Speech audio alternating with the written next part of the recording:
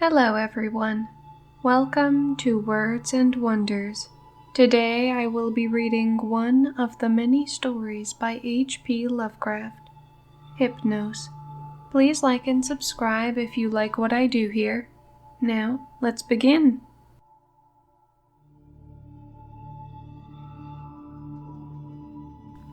To S.L.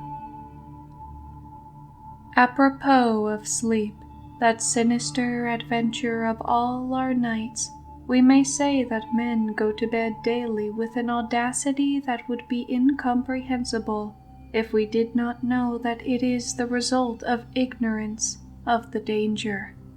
Baudelaire. May the merciful gods, if indeed there be such, guard those hours when no power of the will or drug that the cunning of man devises can keep me from the chasm of sleep. Death is merciful, for there is no return therefrom. But with him who has come back out of the nethermost chambers of night, haggard and knowing, peace rests nevermore. Fool that I was to plunge with such unsanctioned frenzy into mysteries no man was meant to penetrate. Fool or god that he was, my only friend, who led me and went before me, and who in the end passed into terrors which may yet be mine. We met, I recall, in a railway station, where he was the center of a crowd of the vulgarly curious. He was unconscious, having fallen in a kind of convulsion, which imparted to his slight black-clad body a strange rigidity. I think he was then approaching 40 years of age, for there were deep lines in the face, wan and hollow-cheeked, but oval and actually beautiful, and touches of gray in the thick waving hair and small full beard, which had once been of the deepest raven black. His brow was white as the marble of Pentelicus, and of a height and breadth almost godlike. I said to myself with all the ardor of a sculptor that this man was a faun's statue out of antique Hellas, dug from a temple's ruins, and brought somehow to life in our stifling age, only to feel the chill and pressure of devastating years. And when he opened his immense sunken and wildly luminous black eyes, I knew he would be thenceforth my only friend, the only friend of one who had never possessed a friend before, for I saw that such eyes must have looked fully upon the grandeur and terror of realms beyond normal consciousness and reality. Realms which I had cherished in fancy, but vainly sought. So as I drove the crowd away, I told him he must come home with me and be my teacher and leader in unfathomed mysteries, and he assented without speaking a word. Afterward I found that his voice was music, the music of deep viols and of crystalline spheres. We talked often in the night, and in the day, when I chiseled busts of him and carved miniature heads in ivory to immortalize his different expressions. Of our studies it is impossible to speak, since they held so slight a connection with anything of the world as living men conceive it. They were of that vaster and more appalling universe of dim entity and consciousness, which lies deeper than matter, time, and space, and whose existence we suspect only in certain forms of sleep, those rare dreams beyond dreams, which come never to common men, and but once or twice in the lifetime of imaginative men, the cosmos of our waking knowledge, born from such an universe as a bubble is born from the pipe of a jester, touches it only as such a bubble may touch its sardonic source when sucked back by the jester's whim. Men of learning suspect it little, and ignore it mostly. Wise men have interpreted dreams, and the gods have laughed. One man with oriental eyes has said that all time and space are relative, and men have laughed. But even that man with oriental eyes has done no more than suspect. I had wished and tried to do more than suspect, and my friend had tried and partly succeeded. Then we both tried together, and with exotic drugs, courted terrible and forbidden dreams in the tower studio chamber of the old manor house in Horry, Kent. Among the agonies of these after-days is that chief of torments, inarticulateness. What I learned and saw in those hours of impious exploration can never be told, for want of symbols or suggestions in any language. I say this because from first to last, our discoveries partook only of the nature of sensations. Sensations correlated with no impression which the nervous system of normal humanity is capable of receiving. They were sensations, yet within them lay unbelievable elements of time and space, things which at bottom possess no distinct and definite existence. Human utterance can best convey the general character of our experiences by calling them plungings or soarings, for in every period of revelation, some part of our minds broke boldly away from all that is real and present, rushing aerially along shocking, unlighted, and fear-haunted abysses, and occasionally tearing through certain well-marked and typical obstacles, describable only as viscous, uncouth clouds or vapors. In these black and bodiless flights, we were sometimes alone and sometimes together. When we were together, my friend was always far ahead. I could comprehend his presence despite the absence of form by a species of pictorial memory whereby his face appeared to me golden from a strange light and frightful with its weird beauty. Its anomalously youthful cheeks, its burning eyes, its Olympian brow, and its shadowing hair and growth of beard. Of the progress of time we kept no record, for time had become to us the merest illusion. I know only that there must have been something very singular involved, since we came at length to marvel why we did not grow old. Our discourse was unholy, and always hideously ambitious. No god or demon could have aspired to discoveries and conquests like those which we planned in whispers. I shiver as I speak of them, and dare not be explicit, though I will say that my friend once wrote on paper a wish which he dared not utter with his tongue, and which made me burn the paper and look affrightedly out of the window at the spangled night sky. I will hint, only hint, that he had designs which involved the rulership of the visible universe and more, designs whereby the earth and the stars would move at his command, and the destinies of all living things be his. I affirm, I swear, that I had no share in these extreme aspirations.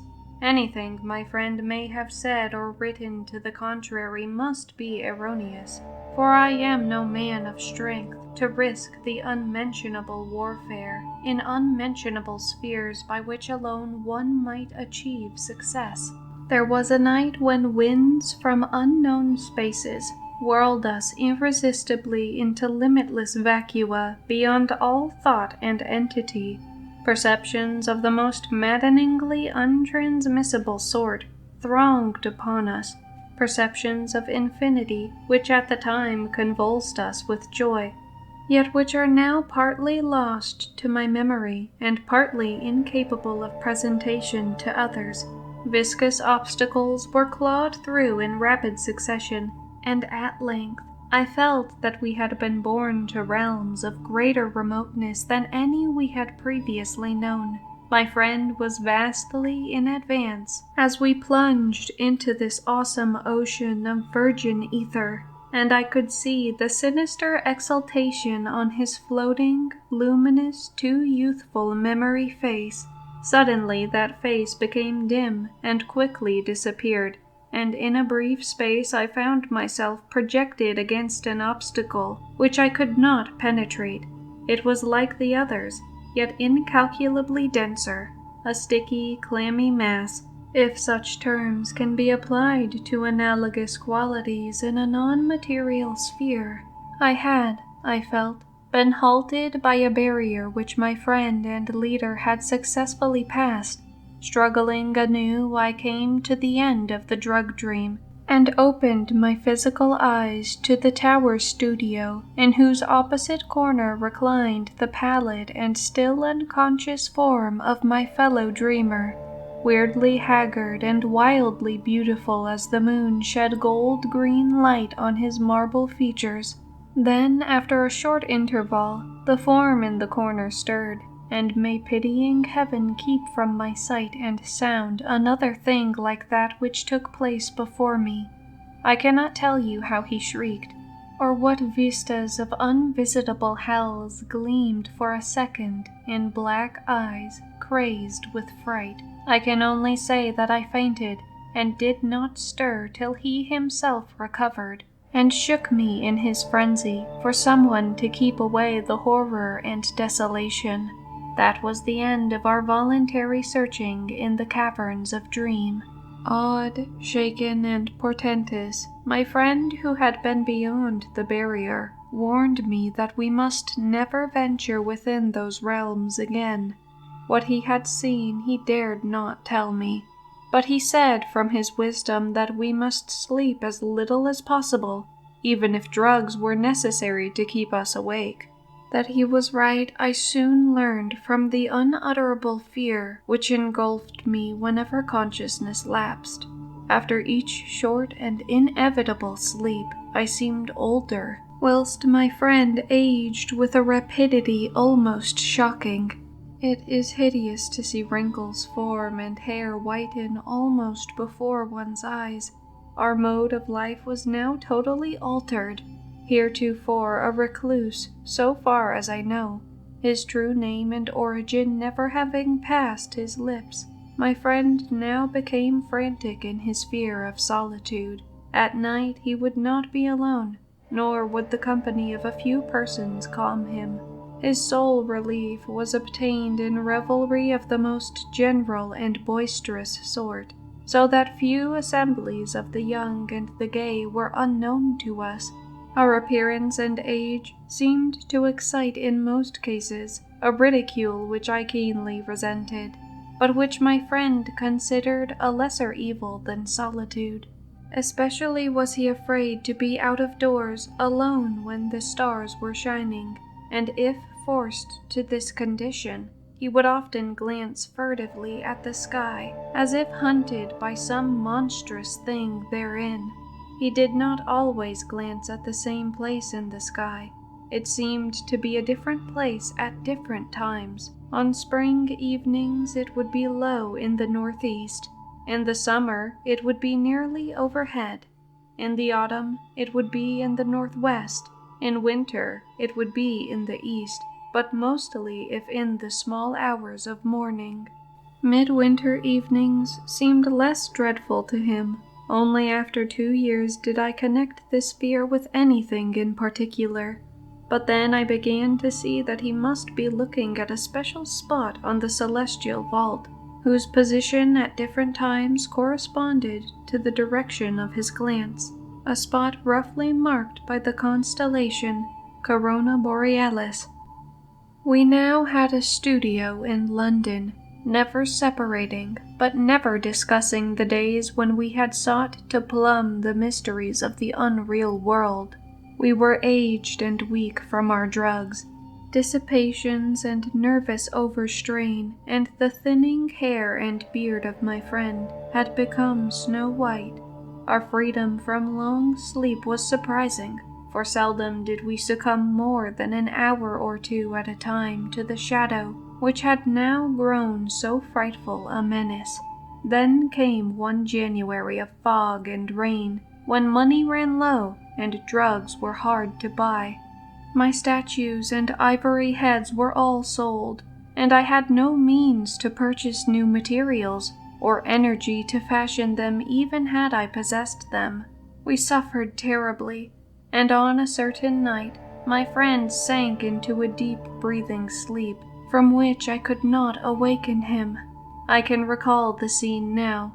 the desolate pitch-black garret studio under the eaves, with the rain beating down, the ticking of the lone clock, the fancied ticking of our watches as they rested on the dressing table, the creaking of some swaying shutter in a remote part of the house, certain distant city noises muffled by fog and space, and worst of all, the deep, steady, sinister breathing of my friend on the couch, a rhythmical breathing which seemed to measure moments of supernal fear and agony for his spirit as it wandered in spheres forbidden, unimagined, and hideously remote.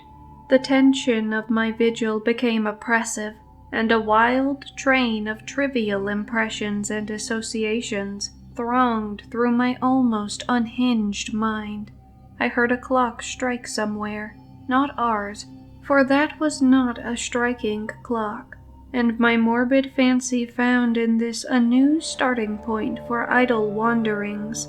Clocks, time, space, infinity, and then my fancy reverted to the local as I reflected that even now, beyond the roof and the fog and the rain and the atmosphere, Corona Borealis was rising in the northeast, Corona Borealis, which my friend had appeared to dread, and whose scintillant semicircle of stars must even now be glowing unseen through the measureless abysses of ether. All at once my feverishly sensitive ears seemed to detect a new and wholly distinct component in the soft medley of drug-magnified sounds, a low and damnable insistent whine from very far away, droning, clamoring, mocking, calling from the northeast. But it was not that distant whine which robbed me of my faculties, and set upon my soul such a seal of fright as may never in life be removed, not that which drew the shrieks and excited the convulsions which caused lodgers and police to break down the door.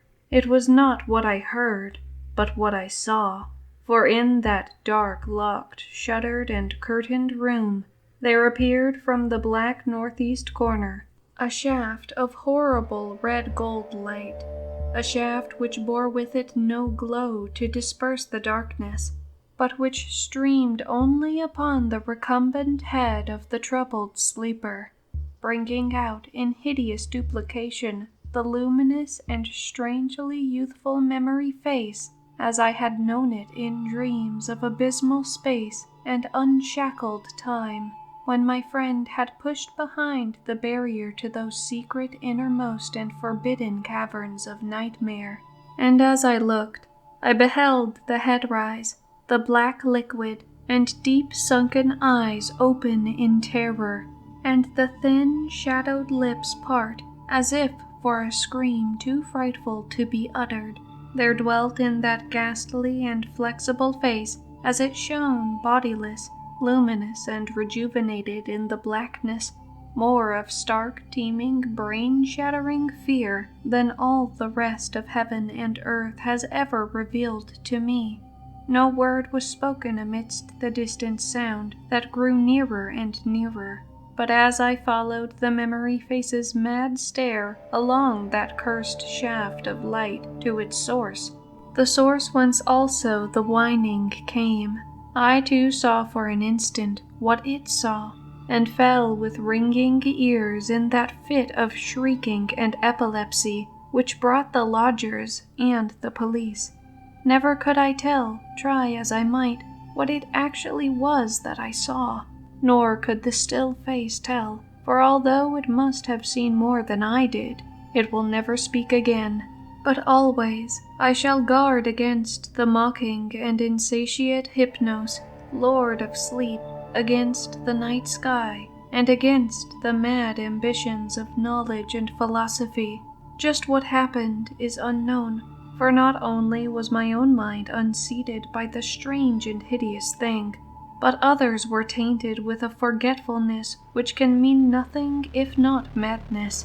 They have said, I know not for what reason, that I never had a friend, but that art, philosophy, and insanity had filled all my tragic life. The lodgers and police on that night soothed me, and the doctor administered something to quiet me, nor did anyone see what a nightmare event had taken place. My stricken friend moved them to no pity, but what they found on the couch in the studio made them give me a praise which sickened me, and now a fame which I spurn in despair as I sit for hours, bald, gray-bearded, shriveled, palsied, drug-crazed, and broken, adoring and praying to the object they found. For they deny that I sold the last of my statuary, and point with ecstasy at the thing which the shining shaft of light left cold, petrified, and unvocal. It is all that remains of my friend, the friend who led me on to madness and wreckage, a godlike head of such marble as only old Hellas could yield, young with the youth that is outside time, and with beauteous bearded face, curved smiling lips, Olympian brow, and dense locks waving and poppy-crowned. They say that that haunted memory face is modeled from my own, as it was at 25.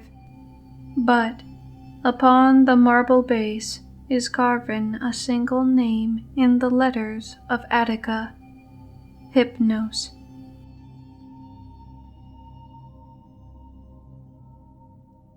Thank you guys for watching, and if you would like to hear more stories like this, feel free to like, subscribe, and comment down below.